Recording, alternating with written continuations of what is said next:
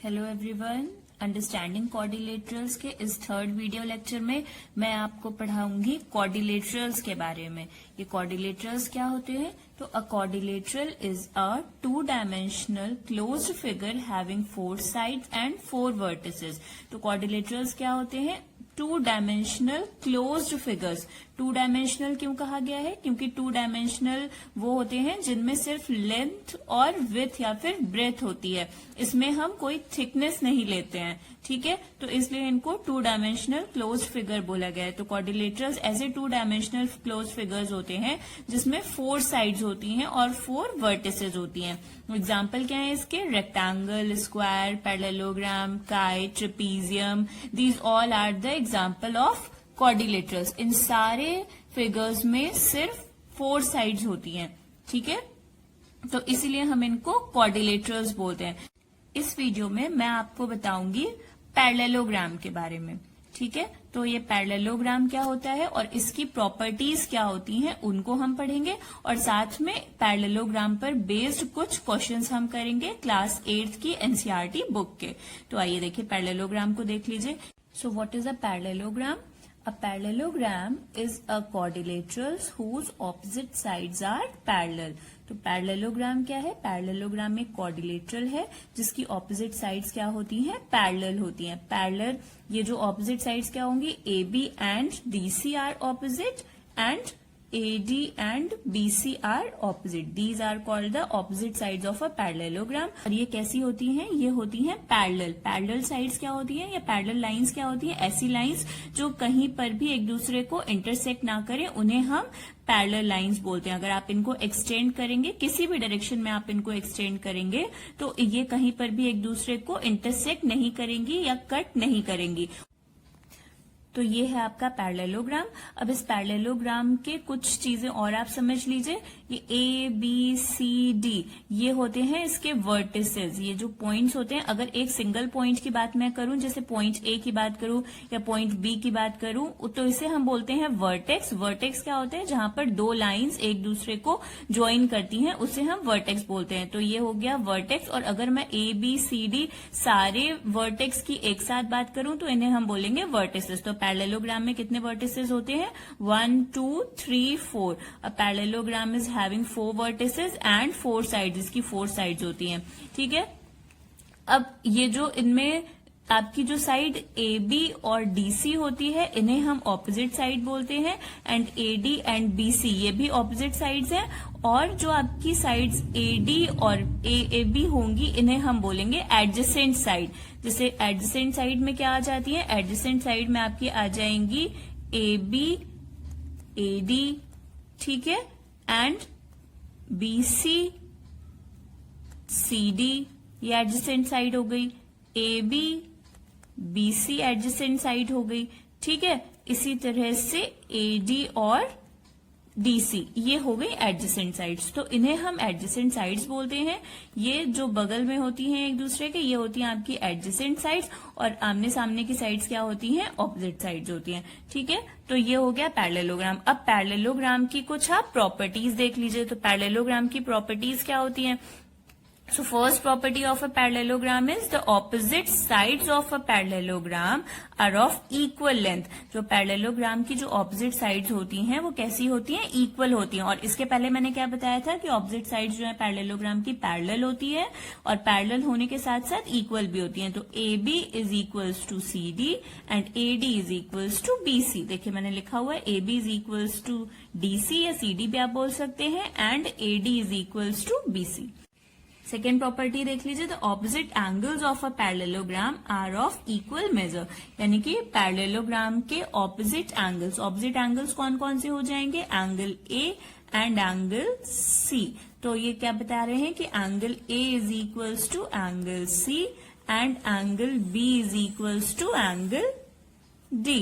Angle B is equals to angle D, right. तो ये दो प्रॉपर्टीज आप लर्न कर लीजिए जल्दी जल्दी कि पैरेललोग्राम की ऑपोजिट साइड्स इक्वल होती हैं और पैरेललोग्राम के ऑपोजिट एंगल्स इक्वल होते हैं और पैरेललोग्राम की ऑपोजिट साइड्स क्या होती हैं? पैरेलल होती हैं।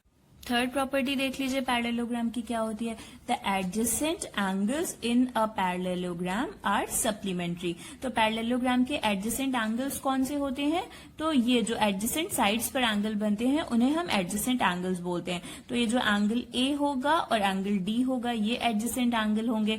Angle B and angle C is adjacent angle. Angle D and angle C ये एडजेसेंट एंगल होंगे और angle A and angle B ये भी एडजेसेंट एंगल्स होंगे। तो सप्लीमेंट्री का मतलब क्या होता है, सप्लीमेंट्री का मतलब होता है ऐसे एंगल्स जिनका सम क्या हो 180 डिग्री के इक्वल हो, तो उन्हें हम सप्लीमेंट्री बोलते हैं। तो इस प्रॉपर्टी के अकॉर्डिंग क्या होगा, angle A plus angle D is equals to 180 degree, angle B plus angle C is equals to 180 degree. इसी तरह से आप लिख सकते हैं angle D plus angle C is equals to 180 degree and angle B plus angle A plus angle B is equals to 180 degree. Clear है।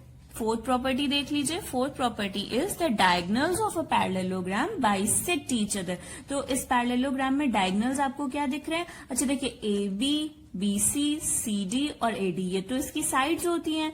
तो इसमें डायगोनल्स क्या बचे, ये जो डायगोनल्स होते हैं A C and B D, these are called the diagonals of a parallelogram. और प्रॉपर्टी आपकी क्या बता रही है कि जो पैरेललोग्राम के डायगोनल्स होते हैं वो क्या होते हैं, बाइसेक्ट करते हैं। बाइसेक्ट करते हैं तो इसका क्या मतलब हुआ, ये जो पॉइंट ऑफ इंटरसेक्शन है जहां पर दोनों डायगोनल्स एक दूसरे को कट कर रहे हैं वो पॉइंट, इसे हम बोलते हैं पॉइंट ऑफ इंटरसेक्शन। ठीक है, तो यहाँ इस पॉइंट ऑफ इंटरसेक्शन पर ये जो डायगोनल्स हैं वो एक दूसरे को बाइसेक्ट कर रहे हैं। बाइसेक्ट करने का मतलब है इक्वल पार्ट्स में डिवाइड कर रहे हैं। तो इसका मतलब ये हो गया कि O A is equals to O C and O B is equals to O D. तो बस ये 4 प्रॉपर्टीज आपको पैरेललोग्राम की लर्न करनी है और इन प्रॉपर्टीज का यूज करके आप पैरेललोग्राम के क्वेश्चंस को सॉल्व करेंगे। तो जल्दी से एक बार चारों प्रॉपर्टीज रिकॉल कर लीजिए। First properties, the opposite sides of a parallelogram are of equal length. Second property, the opposite angles of a parallelogram are of equal measure. Third property is the adjacent angles of a parallelogram are supplementary. The fourth property is the diagonals of a parallelogram bisect each other. अब इन properties का use करके हम parallelogram के कुछ questions को solve करेंगे। First question देखिए, find the values of unknowns x Y z. अभी आपको एक पैरेललोग्राम दे रखा है। देखिए इस पैरेललोग्राम में ये 3 एंगल्स क्या है, अननोन है, एक्स वाई और जेड।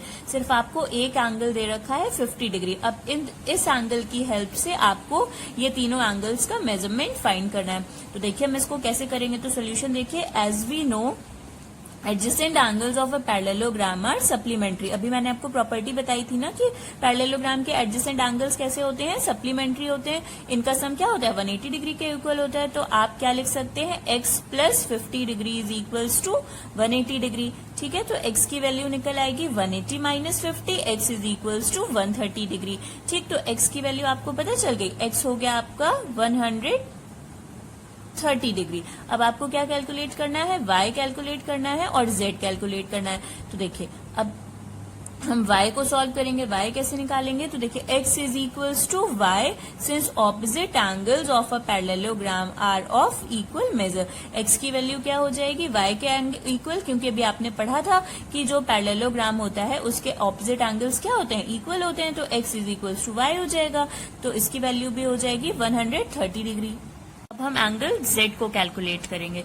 तो Z को कैलकुलेट करने के लिए देखिए हम ऐसा करते हैं, यहाँ पर ये जो इंटीरियर एंगल है इसको हम एंगल 1 लेट कर लेते हैं। ठीक है, अगर हमको एंगल 1 की वैल्यू किसी तरह से पता चल जाए तो हम Z इजीली निकाल सकते हैं, क्योंकि 1 और Z क्या है, ये लीनियर पेयर फॉर्म कर रहे हैं। तो एंगल 1 अगर आपको पता चल जाएगा तो 180 में से आप एंगल 1 की वैल्यू को सबट्रैक्ट कर देंगे तो Z आपको पता चल जाएगा। तो देखो आपको पता है कि ये जो एंगल 1 है और ये जो 50 डिग्री का एंगल है, ये दोनों ऑपोजिट एंगल्स हैं, तो ये क्या हो जाएंगे, इक्वल हो जाएंगे। तो angle 1 is equal to 50 degree, opposite angles of a parallelogram are of equal measure. अब क्वेश्चन सिंपल हो गया। अब आप Z को कैलकुलेट कर सकते हैं। 1 plus Z is equal to 180 degree, linear pair.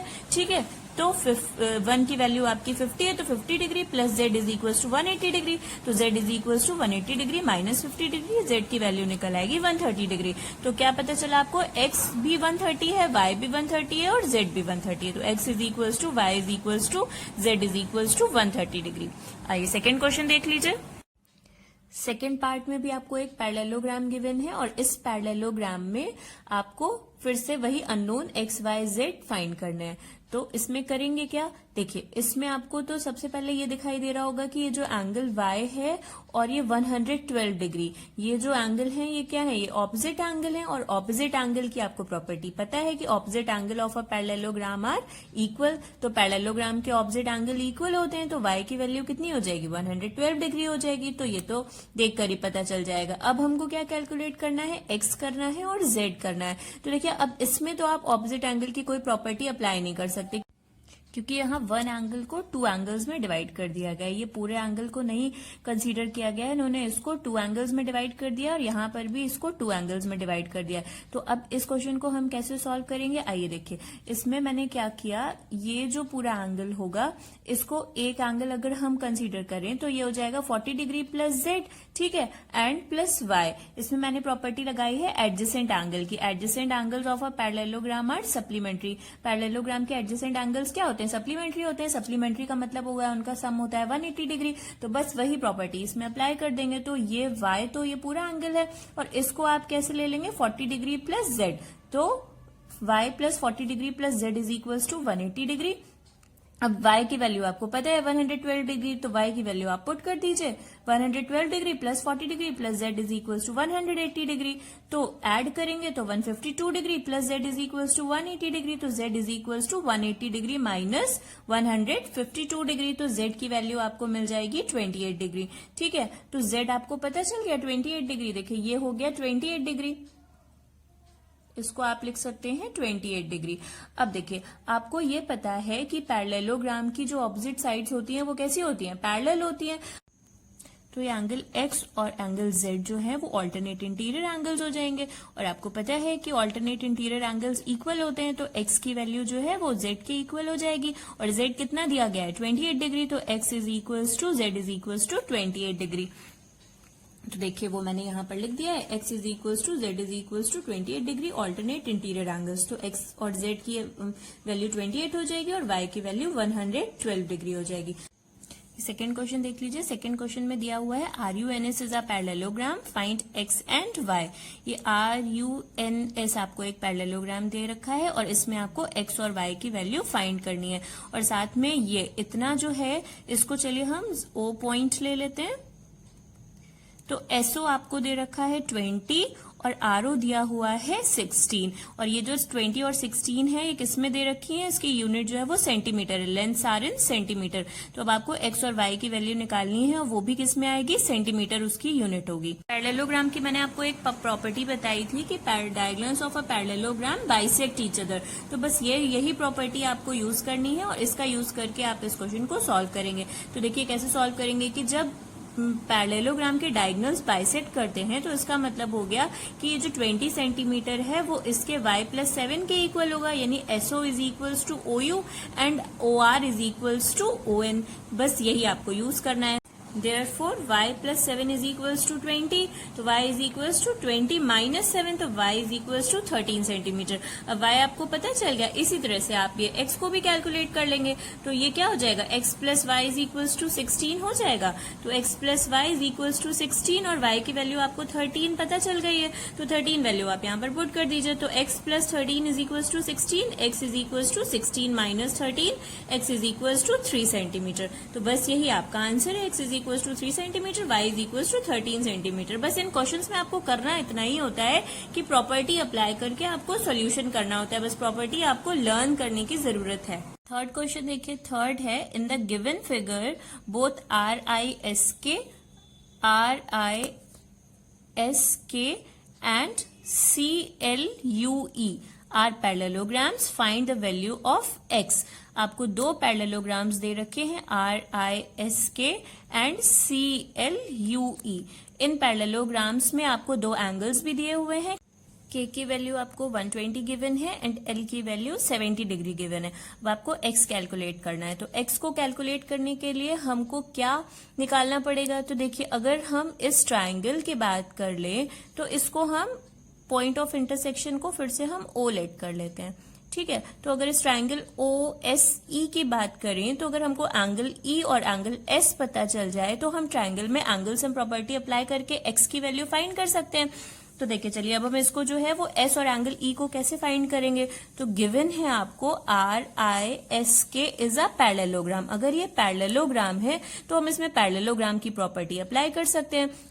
तो देखिए in parallelogram R I S K angle K plus angle S is equals to 180 degree. ठीक, तो एंगल के की वैल्यू आप 120 डिग्री रख दीजिए plus S is equals to 180 degree because adjacent angles of a parallelogram are supplementary. अच्छा, साथ में आप प्रॉपर्टीज लिखते जाइएगा, जहां पर जो भी प्रॉपर्टी आप यूज कर रहे हैं उसको आप मेंशन कर दीजिएगा। तो angle S is equals to 180 degree minus 120 degree, तो angle S is equals to 60 degree. तो जैसे आपने एंगल एस को कैलकुलेट किया है आर आई एस के पैरेललोग्राम में, वैसे ही अब हम एक दूसरा parallelogram C L U E ले लेते हैं। अब इस पैरेललोग्राम में देखिए सी एल यू ई में ये जो एंगल ई है और आपको जो गिवन 70 डिग्री का एंगल दे रखा है, ये कैसे एंगल्स हैं? ये है आपके ऑपोजिट एंगल, और ऑपोजिट एंगल कैसे होते हैं? इक्वल होते हैं। तो parallelogram C L U E में आप पैरेललोग्राम की ऑपोजिट एंगल वाली प्रॉपर्टी अप्लाई कर दीजिए। तो देखिए in parallelogram C L U E angle E is equals to angle L, opposite angle, तो एंगल ई की वैल्यू आपको 70 डिग्री पता है, तो एंगल एल जो है वो 70 डिग्री हो जाएगा।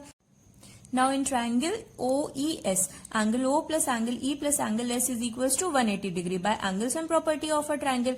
अब एंगल O जो है वो आपको x गिवन है, एंगल E आपने 70 कैलकुलेट किया है और एंगल S जो है वो 60 आया था।